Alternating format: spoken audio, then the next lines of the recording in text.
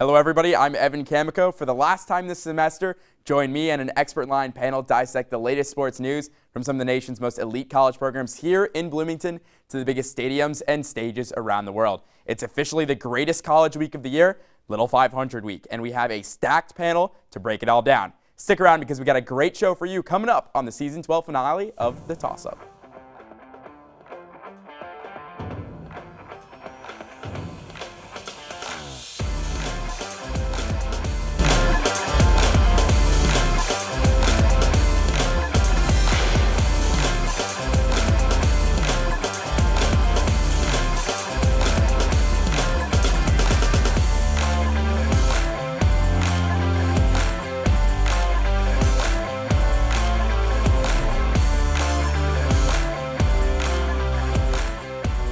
Like I already said, it's the greatest college week of the year here in Bloomington, and we have arguably the greatest panel thus far. Coming up later in the show, our Zach Greene and Anthony McClain are live from Bill Armstrong Stadium for a new edition of Are You Even a Fan? Then, rider Charlie Moffitt of Forest Cycling joins us for a Race Director Rider Reporter Trivia Challenge.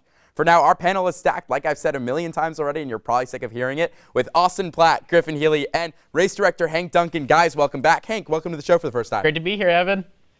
You guys are like here every other week, I feel like. Yeah, it's a known presence at this point. Yeah, all right, so let's start with you, Austin. What are the major differences between the race in 2021 and 2022? There's a slam dunk answer, that's the fans. I'll go another route. I'll actually go with the fact that the time of the year, last year this event was held in late May. Semester was over with. Of course, there was no fans. No one was really on campus. So it's in April. The weather's going to be supposed to be really, really nice. I think that's a big difference. It's going to be much cooler than it was last year. Griff? Again, another thing was actually having a spring series this year. I mean, last year they only had a team pursuit that really determined who got into the Little 500. Now we have ITTs, team pursuit, and everything else. I mean, we finally have more events that lead up to this race. And Hank, as race director, what's it like for you seeing the differences between last year and this year? It's all about the energy. Last year, I came in a week before spring series started, new job, full of positive energy, and these students had been beaten down with COVID left and right, just trying to get together and get through that year and get through racing season. This year, we've had the biggest increase in teams since the founding of the women's race in 1988, and that energy has been palpable throughout the entire year. And from quals to now, and then especially on Friday and Saturday, that energy has been just growing and growing and growing. And come Friday and Saturday, it will be electric in there. So besides energy, what else can the fans bring to the Little 500 race, Hank? I would say one, energy, but two, your friends. Coming there with friends, you don't even need a team to cheer for. It is 33 or 22 different fan bases out there watching your fellow students, riders, classmates out there fight for something that they've been training for years now. These seniors have only had their freshman year as a true traditional Little 500. Everyone else, this is their first ever traditional Little 500 weekend with fans and everything else that you mentioned. Bring the energy, bring your friends, because it is a fun time. Austin? I mean, it's 18 to 22-year-olds. They're, of course, are going to be unpredictable. It's the fact that for the riders, there's a sense of normalcy. For everyone around this entire week, it feels like just the energy's been there. You mentioned it, Hank. 18 to 22-year-olds, they're so unpredictable, and you got to love it. And it's been a long week so far. Griffin, anything else to add? No, I mean, again, I think it's just the energy. It's your typical college weekend. I think that if you have the fans there, I mean, it's just going to create an energy, and I think teams will benefit off of that. So let's talk about the specific teams. We talk a lot about the atmosphere, but teams-wise, Austin, what are teams, either the men's side or the women's race, that could be surprising this year? I'll go on the men's side. I'll take Cutters. They've won the race a record 14 times. They didn't do too well in qualifying this season, but when you win it so much, you have the record of winning, and you kind of runs through the team. I'll go with Cutters as a long shot to win this race. Hank? One, I would not consider Cutters a long shot at all. That's why he's the race director, not me. As the team who has won the most men's races in history, they're never a long shot. So I might ask for another long shot pick from you in a second. Oh, okay. But I think you might have to give it, but what's yours first? For dark horses that could be there, so this year with qualifications and the weather being consistent throughout the day, we had a bit of a rarity where the top teams in spring series were also the top teams in qualifications. And if you're looking down the order a little bit, I feel like Chi Alpha could be a team to look for. They have Jazz Briggs back this year, who was injured last year, and now this is his first race. He's a super senior coming into the race with Chase Matson, who can sprint as well as anybody in the field. They could be there. They could be there at the end. Don't underestimate Alpha Sigma Phi. They are a first-year team with a legendary coach in Bill Briskman, who won the race with Delta Chi in the early 80s. He also played a part in breaking away. But as a first-year coach and a first-year team, they have a couple of solid riders who can hang with the pack, and who knows? This race is about luck in the end. They could get lucky. Griff, what about you? And then we'll come back to Austin, because I'm going to put you on the spot. Oof. Yeah, I mean, again, if we're talking about like true dark horse picks, I would have to agree with Hank in Chi Alpha. I mean, they have returning people that are returning, but I mean, a lot of the other picks that I have, they're not necessarily like, I guess, dark horse picks, but teams that haven't won recently. I mean, I know it was 5 years ago, but like Black Key Bulls, I think they have a solid shot of winning, but they're not necessarily like a dark horse pick. Austin? Yeah, we talking about the Black Key Bulls and kind of the rivalry going on. Sure. You mentioned Alpha Sig as well. For a first-time team, you're definitely a dark horse. You've never been there. Experience is such a huge thing in this race. It hasn't been a normal one in 3 years, and there's so few riders that have actually done this before. So you guys kind of picking my picks for me. But Alpha Sig, I like that pick as well. First year, they got to be a dark horse. They've never done this before. So we talked about dark horse. Let's talk about favorites. Will the teams who won last year defend their title? What do you think, Griff? I mean, yeah, obviously there's always a chance. You can't never say never, but no, I don't think that they will win this year's race. And I know it's going into next questions, but I think Phi-Sci, who is the heavy favorites, this is their year to win it. I feel like that's said a lot of years, but Yeah. Austin. Yeah, I'll take no as well. Last year, so unpredictable. I'm not going to say you have to completely throw it out the window, but the fact that the fans are back, that completely changes the complexity. And the fact that you're just taking the field versus one team on both ends, I'll do that. So I will say no, there will be no repeats. Hank? Jet Black and Delta Gamma both have great teams this year. They can easily win it. Again, this race comes down to a lot of luck in the end. Skill, but there is a luck component. It is incredibly hard to repeat as winners. I don't want to say that they won't or will, but it is very, very hard. I feel like that's kind of with everything. It's like, oh, well, defending champ win? Well, no, but maybe they might. I mean, there's always that possibility.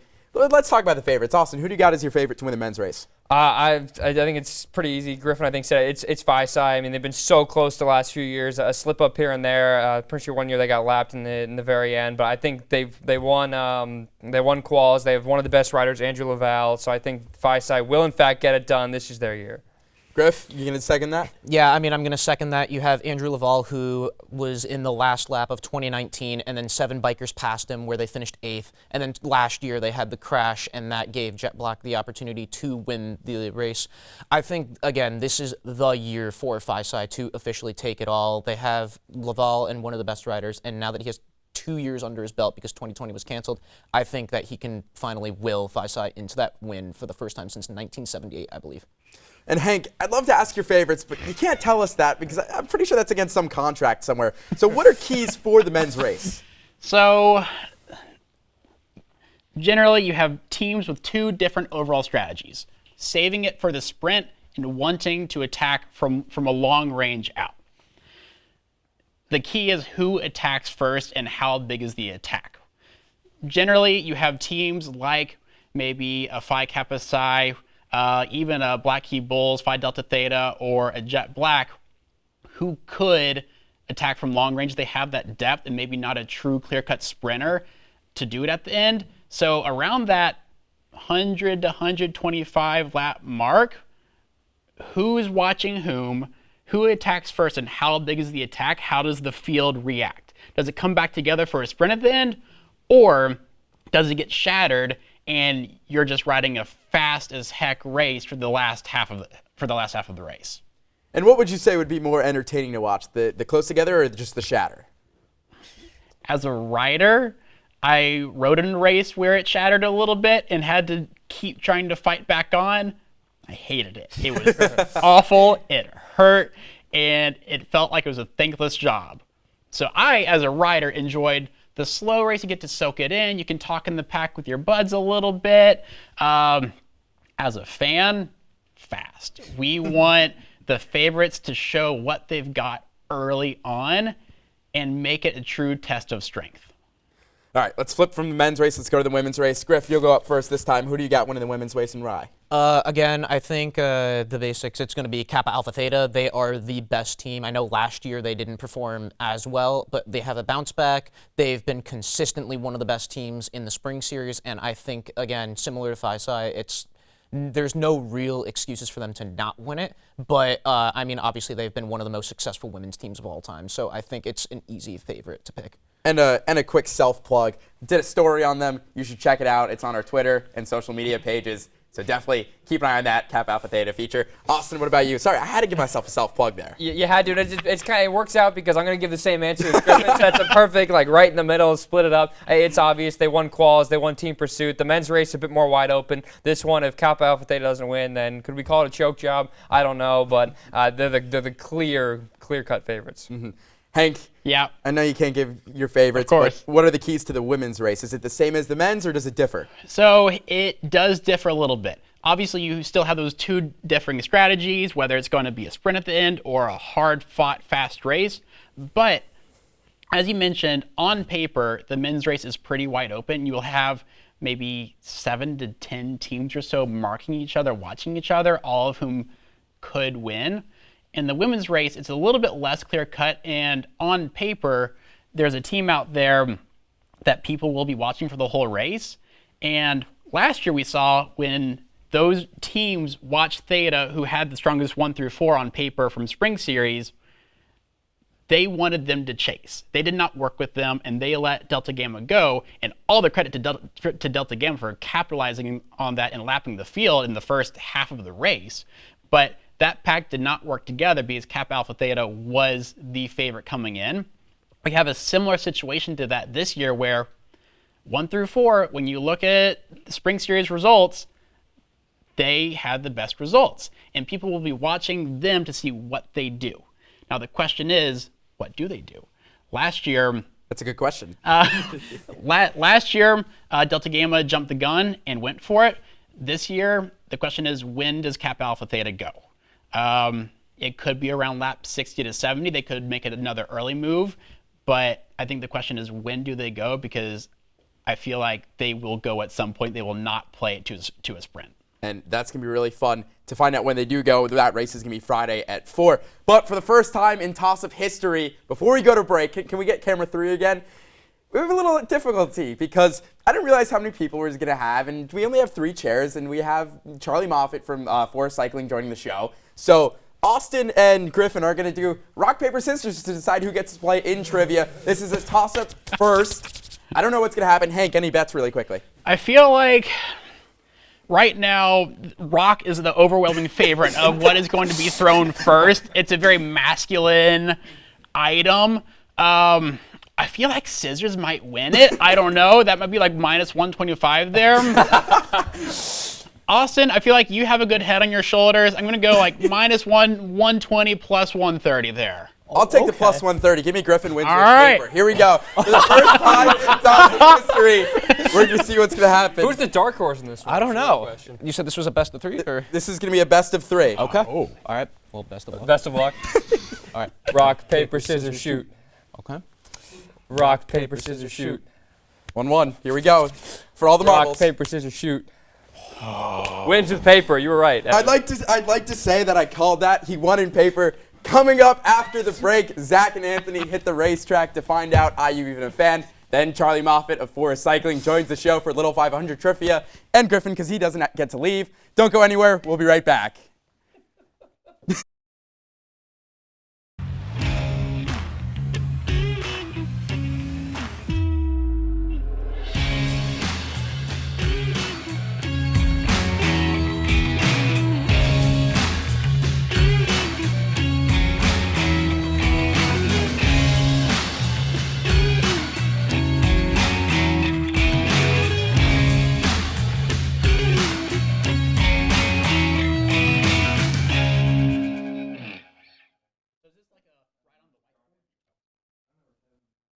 Welcome back. We now go to our IUS TV sports correspondents, Zach Greene and Anthony McClain, for a new Little 500 edition of Are You Even a Fan? Zach, Anthony, let's go to the track.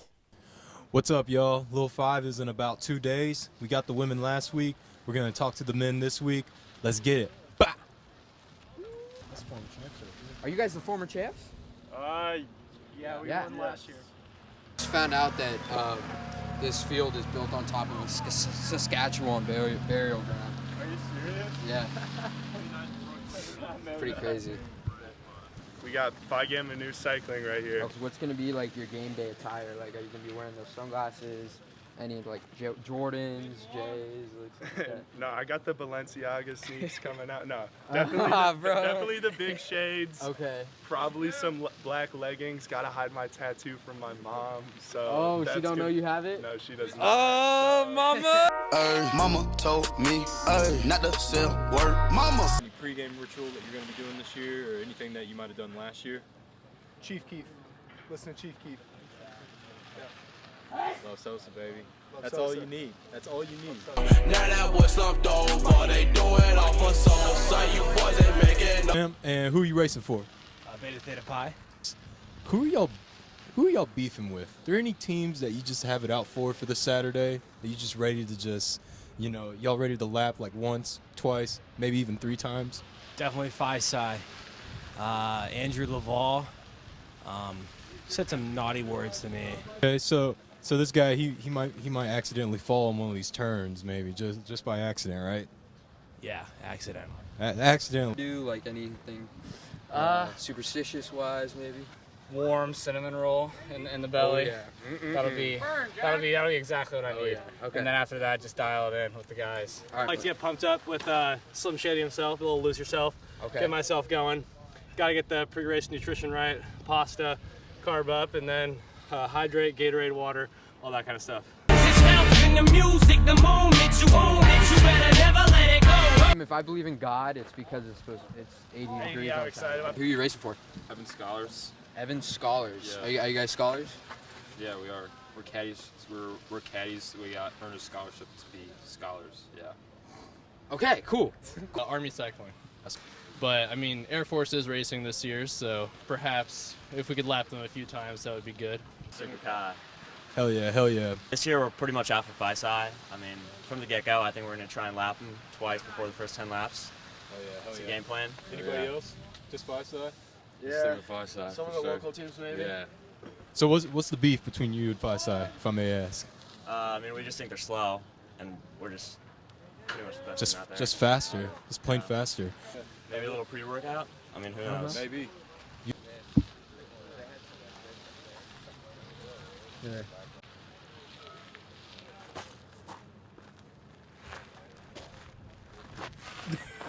Thanks, Zach. Now it's time for the Little 500 Trivia Challenge. I got 6 questions for our panelists, which now includes Charlie Moffitt of Force Cycling. Charlie, first of all, welcome to the show. Thanks for being here. Hey, thank you for having me. So, just give us a little bit of background on yourself. You're involved with Force. Is this your first time in the race? This is actually my second time riding in the race. I was lucky to ride as a freshman. COVID kind of stole my sophomore year and had some injuries and setbacks last year, so didn't get to race. So happy to be back at it again. It's my 4th year involved in Little 5, so I'm happy to race. Well, we're excited that you're here and to take part in some Little 5 trivia. I don't know how well you guys prepared, but it's pretty self-explanatory. I got 6 questions. There are 2 opportunities for bonus points, so 8 total points can be earned. Whoever's got the most points at the end wins. Are you guys ready? Yes, sir. Yes, sir. All right, first question. Who won the first men's Little 500 race? Hank, I'll start with you. Southpaw Buccaneers. Southpaw Buccaneers. That's correct, Southpaw Buccaneers. Yeah, I guess I'm going to go with Southpaw Buccaneers. I I'll give a point for all.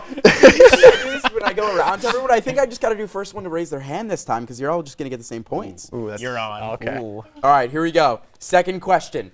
What year was the first women's race organized? I saw Charlie's hand first. It'd be 1988. And for a bonus point, who was that champion? Hank's hand was up. Wilkie Sprint. You're both correct. So Hank's got 2. Griffin, maybe Austin should have stayed on. A little harsh. Charlie's got 2 points. Here we go. Question number 3. Who is responsible for organizing the Little 500 race? Griffin's hand was up first. I mean, that's got to be Hank right there. We got the man right here. IU Student Foundation, That's baby. gonna be incorrect.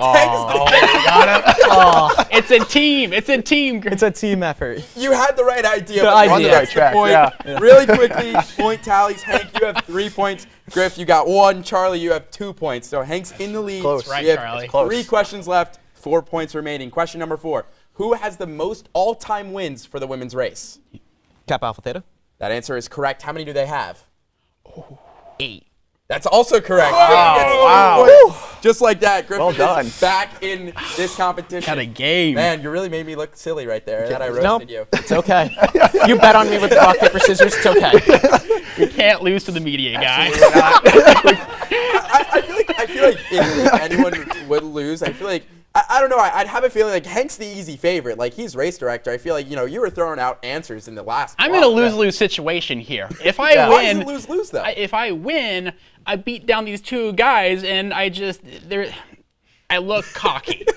If I lose, I lose. I'm the race director. I'm not supposed to lose. He's All old right. enough. He's been around for half of this stuff. Exactly. All right. Anyway, we got 2 questions left. Do not raise your hand prematurely, Griffin. Here we go. What is the expected attendance for this year's race? Charlie. 20,000. 20,000. Close. Any other guesses, Griff? I'm going to go with 18,000. Maybe. 25. Correct answer is 25. Ooh. Hank steals that point. I know the ticket sales. Yeah. You run ticket sales. How involved with the ticket sales are you? And can I get a free ticket? No. Anyway, we have 1 question remaining. This is for all the marbles. If not, I'm going to need to figure out a tiebreaker really quickly. What U.S. president made an unannounced visit to the Little 500 race? Charlie. Barack Obama. That is correct. And because I'm feeling it, here's the bonus. What year was it? Griff? 2012. Incorrect. Hank? 2008. It was. That brings our total. Charlie, you finished with 3 points. Griffin, you finished with 3 points. And our winner, Hank, finished with, sorry, give me a second. Let me double check my math. 5 points. Numbers are hard. Numbers are hard. People underestimate Right. that. People underestimate that. are hard. And that's why I'm sitting at this chair and not in Kelly School of Business, because they definitely declined me. Charlie and Hank, Griffin, thank you so much for playing wrong. Congrats to Hank. You joined an illustrious list that includes Callie Metzger, last year's winner, and Justin Berger, who's won a Toss Up Trivia Challenge. So congratulations. It's a great list to be on. It's an elite crowd. Any speech? Anything you want to share to the I audience? want to thank everybody that got me here. Evan for inviting me. Charlie for motivating me to go for a ride one time my senior year. Yeah. That really drove me to this point in my life. Absolutely. So thank you too. And my family. Gotta get the family in there. But guys, thank you so much for being on the show. Any last statements before Little 5? Are you excited to ride in it? I'm so excited. I know we talked about some of the favorites. Look for Forest Cycling as a dark horse. I'm excited to be out there. Hey, that's gonna be a good dark horse. Someone should have said it. I got nothing else to say. I mean, it was fun to play trivia with our 2 guests here. Hank, any last words before we go? Come out to the stadium on Friday and Saturday. It will be a weekend to remember. I promise you that. And it definitely has already been a week to remember. That's going to do it for the show this week and, unfortunately, this semester. Thank you to everybody who's made the show possible throughout the year, the crew, my fantastic co-director, Emma, everybody who's coming back. We cannot wait to see you in the fall. Everyone who's leaving, we love you. We miss you. Please be sure to visit because you guys all have made this such a fun experience for me. Be sure to continue the discussion and follow us on Instagram and Twitter at IUSTV Sports. With that, there's one thing left to do, so toss it up. Find out if we'll catch it, and we'll see you in the fall.